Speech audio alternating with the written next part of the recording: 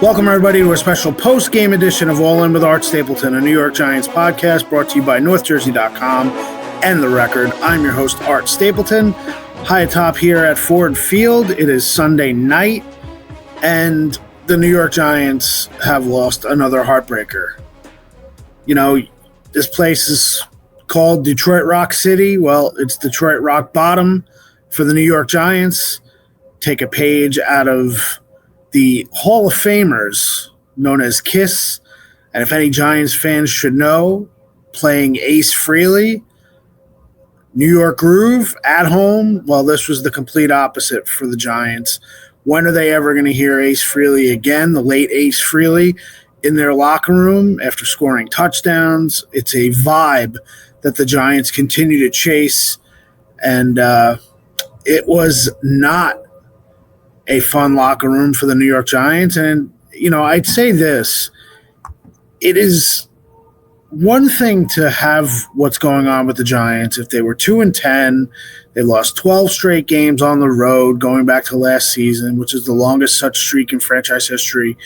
If this team was numb at the losing and the bottom at some point had fallen out, I'd say, you know what, it's over. And there have been many times over the last 7 weeks that the New York Giants could have just folded up the tent and quit. And they haven't. And let's just, first off, there are two things I want to kind of focus on here. But the first one is I want to show this photo. We have it in the thumbnail for the pod today, but this is Theo Johnson. This is as the game ends, and that is a picture that perfectly describes where the New York Giants are right now. It's the anguish, the pain, trying to figure out how they followed the same script yet again to lose a game, to have a double-digit lead, to have a lead in the fourth quarter, to give up a 59-yard field goal with 28 seconds to go in regulation. Then they win the toss in overtime. They decide to essentially defer, so they give the ball to Detroit first. And on the first play, Jahmyr Gibbs runs 69 yards for a touchdown. So it immediately brings this building to life. It was the first lead in the game for the Detroit Lions. And no matter how many times the Giants get to a point where you think, you know what, they're going to win this game, there's always that thought in the back of your mind. When are they going to lose it? How are they going to lose it? And it's two different questions that I find myself asking in the locker room today, watching everybody and how they're reacting in the locker room. The Giants know how they've lost these games. What they're trying to figure out is why. And it's not even so much a woe is us mentality. It's a why does this keep happening to us? Sooner or later, you would think the football gods would smile upon the New York Giants. As they did, and you take this current regime, now Brian Daboll is fired, but if you go all the way back to game one of this regime in 2022, the Giants deserve to win that game in Tennessee. And the football gods smiled upon them. Whether it was Brian Daboll wishing and praying on the memories of his grandparents, remember that? Brian Daboll kept tugging at the charms that he wears for his grandparents. And Randy Bullock missed that field goal in Tennessee, and the Giants won the game. And then it was almost like they were living a charmed life in 2022. Ever since then, like I said, it's been Detroit rock bottom. They find a new way to figure out how to rewrite the same script over and over again.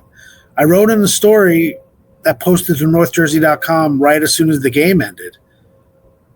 You know, even the most desperate studio in Hollywood would reject this script because you just wouldn't believe it. So we're in this locker room today, and I had a prominent player, and I quoted him, but I didn't say who it was because I didn't feel like it was being directed as a quote. But the quote that was said that I wrote down that I thought really had to be the lead to my post-game column here, and I'll get it for you in a second, was,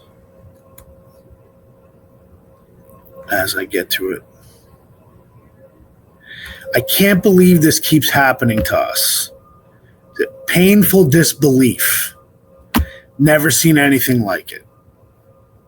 And that's, to me, what it is for the Giants. Jermaine Illuminor, after the game, essentially says, I don't know where this ends. Jameis Winston. Thought Jameis had a great quote. I give Jameis credit. The last 2 games, he has played exceptionally well. He's given them everything they needed at quarterback. Makes you think, why did they go Russell Wilson the start of the season? We all talked about Jackson Dart. Why did they go Russell Wilson over Jackson Dart? I think it's reason to think that if Jackson wasn't ready, why didn't they go Russell?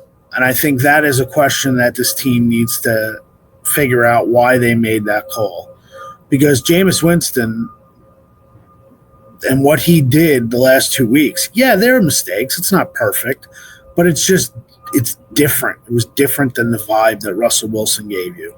Now, week 2 against Dallas, you look at Russ and you say, boy, this is why they went with Russ. But here's what Winston said. He said, honestly, I think it's more of a spiritual thing than an X's and O's thing. Mind, heart, right? I think that we have to dig deep and continue to exhibit unwavering faith and not get into an energy of denial or doubt. I love Coach Kafka's message of leave no doubt, and today we left some doubt out there. And then he went on to talk about how he took the blame on himself because he had a play in that scenario that had he just thrown the ball 4 inches closer to where Theo Johnson was in the flat, that they would have gotten the touchdown. And would that touchdown have put the game away? Certainly would have done better than a field goal. So let's get to that play, because I know some of you have expressed displeasure and the way things went down on that play. But let me tell you, with it was a 4th down, 4th and 6, and before that, it was the 2nd and 2 from the Detroit 2, and Jameis had a play in the flat to Theo Johnson. And had he gotten that play, maybe things are different. It would have scored. Theo would have scored, gotten in the end zone. But let's look big picture right now, because I do think that Jackson Dart will be back this week. I do believe that's going to happen. He was on the trip here. He's still in concussion protocol. I believe Wednesday, when they return to the practice field, he'll have an opportunity. And then by the end of the week, I think there's a chance that Jackson will advance through the final stage of concussion protocol, get cleared by the independent neurologist, and then he will start Monday night at New England against Drake May and the Patriots. Tommy DeVito on the opposite sideline. But again, as I've told you all along, concussion protocol, there's uncertainty involved, so you can't get too far ahead.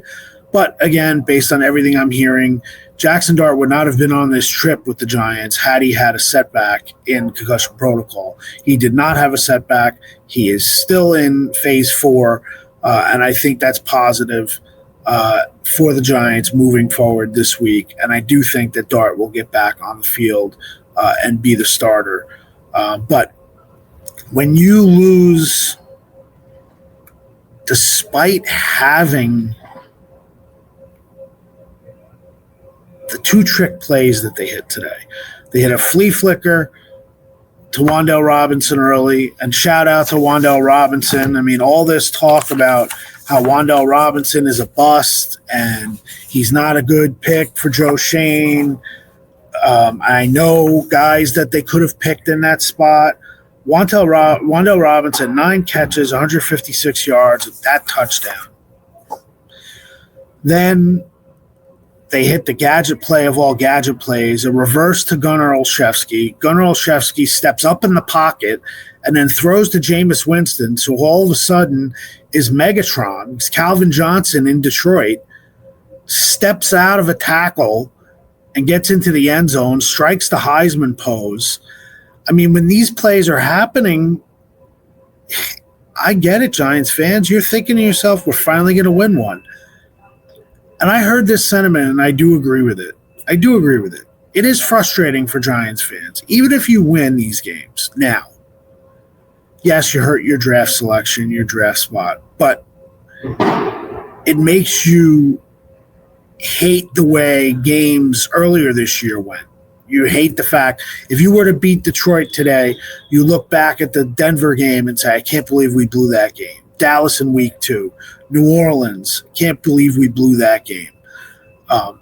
Those are the kind of games that you look at that you despise them now, but you're going to hate them even more so. I got this question from Paul Wood about me and Jameis the other day after his comments, and I saw somewhere that, Awful Announcing put it out there that Jameis puts a reporter in his place. Look, Jameis apologized immediately afterwards. I didn't take it personally. I think you can tell the way I reacted as he was talking about it. Jameis was being Jameis. I think had Jameis not given that full answer to me, I would have looked at it and said, yeah, it was probably a redundant question. But I wanted to know from Jameis was the previous week he went into a Friday knowing he was starting. This Friday, he found out in the morning that he was starting when Jackson was not moving ahead in concussion protocol. Jackson took most of the first team reps on Wednesday and Thursday. Yes, Jackson took a couple because he was limited, but that's the big thing about limited participation. And I've told you guys this. People there's a misconception about what limited participation means in practice. You can be limited if you get hurt in practice and then they pull you back off the field. You can be limited if they just decide that you are not going to play a certain number of plays. Or in the case of Jackson Dart, you could be listed as limited and take all but one of the first team reps, because in your original capacity as starting quarterback, if you typically take every snap and then you take every snap but one, technically you have to be listed as limited on the injury report. So the fact that Jackson Dart was limited on the injury report did not mean that wasn't the reason why he didn't clear concussion protocol. He didn't clear concussion protocol because they didn't advance to full contact. And I told you this last week. Quarterbacks are always non-contact in practice. They're always wearing the red jerseys. So the full contact has to be simulated by the training staff, which is done and it's common for the quarterback. They haven't gotten to that point yet. For whatever reason, the medical team has not wanted to put Jackson through that yet. So that's why he has not advanced to that point. From a football perspective, Jackson Dart was ready to come back. From a medical perspective, they want to make sure that he's ready to clear protocol. And that's the bottom line. So when I asked Jameis that, yes, there were a couple questions at the beginning of, are you prepared to start? And his whole idea of pressure is for the unprepared and all that stuff. All that stuff, fine. It's all word salad from Jameis. To me, the reality is that I needed to know as a quarterback, and I said is he going to cram? Does he feel the need to cram? Because maybe he didn't do things that he would have done had he known on Wednesday that he was the starter. And he went, have you not been listening to me? And we heard the whole thing. I know you heard the whole thing. If you didn't, if I was embarrassed or I thought I was in the wrong, you think I would have put the video out myself on my social media accounts? So I did that. And Jameis ended up telling us at the end of that whole thing and that sparring back and forth with Jameis that, yeah, well, maybe now he's going to text with the receivers. He said that's normally what he would not do. Jackson would be the one texting with the receivers. Jameis would not be. So he gave me a concrete answer that was valuable in the question that I asked that he did not give on any of the previous questions about whether he was prepared or not. So that's the question. That's the answer. That's what happened. We went back and forth. If you want to read into it and say he owned me or all that stuff, go ahead. I mean, that's fine. I saw that from some people on social media. But for the most part, if I thought I was owned, I'm not sure I would put that video out on my account to say, hey, guys, everybody, why don't you pay attention and watch how I just got owned by the Giants quarterback? So that's either here nor there. So that's kind of where we're at. My thoughts on Mike Kafka. Look, there's no way I kicked that field goal to go up 6 points because I can tell you exactly how the game was going to end in that situation. Jahmyr Gibbs probably would have busted off that touchdown run he had in overtime. He would have busted it off on the first play from scrimmage had the Giants kicked that field goal and gone up 6. You know it. I know it. So you can't talk about in Chicago 2 weeks ago how Brian Daboll should have gone for it instead of kicking the field goal to go up 10. 10 he would have gone up when he kicked that field goal. And they couldn't hold that lead. So now you expect this defense to kick a field goal and to hold a 6-point lead against that offense with the players that they have, the kind of explosive plays that they can make.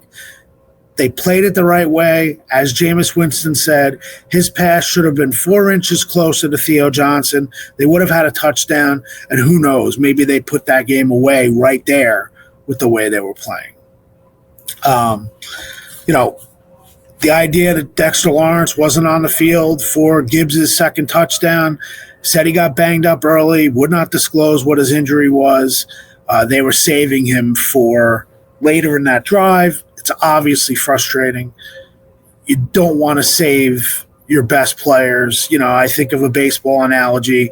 It's bases loaded in the 5th inning and you have one of your best hitters on the bench. And if it's in a decisive game 7, you put him in the 5th. If it's game 4 in the World Series, maybe, or in the divisional round, maybe you hold and you wait and you think, you know what, I'm going to use that bat in the 7th or 8th inning rather than in the 5th. So I understand what the Giants were trying to do. It's still frustrating to give up big plays, game-breaking plays, game-changing plays when your best players are on the sideline. And they've had that happen far too often today. Cordell Flott, new father Cordell Flott, I thought he played great today against Jameson Williams. Traveled a lot with Jameson Williams. I said Jameis first. Jameson Williams, 3 targets, a goose egg. Not good for guys like me who have Jameson Williams in fantasy, but that was a tremendous performance by Cordell Flott today for the most part. Tyrone Tracy, 62 yards rushing, 68 yards receiving. Mentioned Wandell earlier. Look, I think I'll go with this now. I know there's going to be a lot of talk about Mike Kafka being the head coach going forward. Does Mike Kafka still give himself a chance to win this job? Sure. I haven't seen enough to just totally switch my thing that this team needs a new coach. Because again, I think Mike Kafka is a good coach. I think he did a very good job as offensive coordinator this year and continues to do so. I need to see more. I need to see more from Mike Kafka to all of a sudden be convinced that I'm not going to go on the market and all of a sudden start interviewing for head coaches. So, again, I'm not out on Kafka as the permanent head coach, but I'm certainly not all in with Kafka as the head coach. I still need to see a lot more from him in this situation. He's doing the best he can. This is not an easy situation to handle, but I think he's done a pretty good job to this point. How about the emergence, and I'll go back to the picture of Theo Johnson. And Theo Johnson, the player he's been the last 3 weeks, you have to almost feel like he's where he was last year when he got hurt on Thanksgiving. That Dallas game was kind of his coming out party, and then he got hurt. If you're a Giants fan, you have to be excited to see Theo Johnson continue to grow the rest of this season. And Daniel Bellinger had a tough game today. I know there's this feeling that maybe Bellinger wasn't clutch, and now all of a sudden Theo is making clutch catches. I think Bellinger was banged up today a little bit today, too. Talked to him after the game. He had a good quote in my post game. So I wouldn't be down on Bellinger too much. He is who he is as a player. He's a solid foundational roster player here. Tight end, too. He's a good part of this team. Everybody wants to get rid of these players. I'm going to have more on this week. And I know I'm already pegged a Joe Schoen apologist, so I'll just go from there. Everyone wants Joe Schoen gone. Joe Schoen gone. Joe Schoen gone. He's got to go. He's got to go. If there were the two biggest things the Giants needed to do this year, was one, find a franchise quarterback. Check. Two, what about this offensive line? Can you not say enough about what this offensive line has done?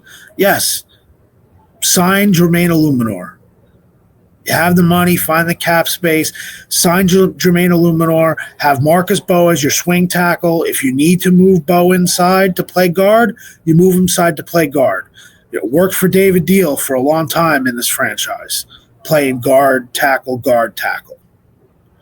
Do you want to upgrade from a Greg Van Roten? John Runyon. Okay, maybe. Let's see. But can we get a shout out for John Michael Schmitz? If John Michael Schmitz was a media darling and gave us great quotes like Jermaine Illuminor does, it's not to take anything away from Jermaine Illuminor. The attention that John Michael Schmitz deserves for the steps that he has taken as a player this year really have been underplayed. His growth as a player, yes, he's gotten banged up. He's missed a couple of games. That's not what you want to see. But JMS is going from an absolute bust, which is what people called him, to now JMS looks like a foundational player here. He really does. That was a very good defensive front they played against this week. It was a very good defensive front that they played in Green Bay. This offensive line is finally coming together. John Mara wondered 2 off seasons ago if they were ever going to get this offensive line right. Is it too much weight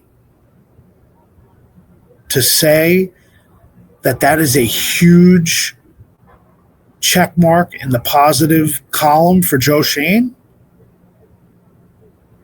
They finally have a working offensive line that's probably better than half the league. Look at how they've stood up. And yes, Andrew Thomas is a major piece of that. Andrew Thomas is also under contract until 2029, thanks to Joe Schoen. So for all of the negatives that Joe Schoen has on his resume, and yes, there are negatives. Don't get me wrong. There are negatives. You can knock Joe Schoen as a general manager. There are positives too. And it is not cut and dried that all of a sudden Schoen needs to go just because Dable went. This team needs to win a lot more games. They need a lot more hits in the draft. They need to be able to move forward as an organization and start winning. But if you're assessing what's out there, there's a lot more that goes into the general manager's job than just yes, no in a draft. And what they were able to do with this offensive line this year, sticking with it, drafting Marcus Bowe, maybe continuing to improve. Yes, Evan Neal, bust. 100% bust. But maybe they can grow from that. And we'll see if that happens. So that's where we're at. And just a hat tip to Darius Alexander, who was also talked about as a bust because he wasn't coming along early on in this season. Had 2 sacks today for the Giants. So maybe if everyone just continues to call Abdul Carter a bust, then Abdul Carter will finally get on the right side and more than a half a sack. So that's about wrapping it up here, Ford Field in Detroit. We will be in Foxborough a week from tomorrow for what could be a pretty fun night, all things considered, if it's Drake May against Jackson Dart. And who knows, maybe we'll see Tommy DeVito out there too as the emergency quarterback. For Paul Wood, I'm Art Stapleton. Thanks for being all in. We are all in as well. And we will be back with you at some point this week, more than likely after Thanksgiving. So from the all-in family to you and yours, a happy and healthy Thanksgiving. All the best. We appreciate you watching and listening every week. So for Paul Wood, I'm Art Stapleton. Thanks for being all in. And we'll talk to you at some point this week to get you ready for Giants-Patriots Monday Night Football up in Foxborough.